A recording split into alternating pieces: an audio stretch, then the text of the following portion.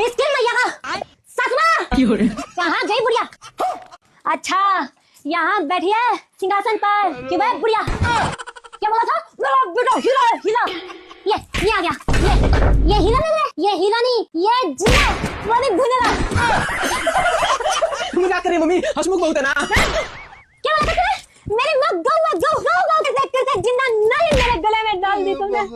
सारी गलती रहती है। देखो मम्मी, एक हाथ की जुबान निकल आई इसकी। ओह सपना भी यही बैठा है। क्या बोला था बुढ़िया? मेरी बेटी शानी है, शानी। ये रानी नहीं है, ये चापा की रानी है, रानी। मुझे ये सब बिल्कुल भी पसंद नहीं है।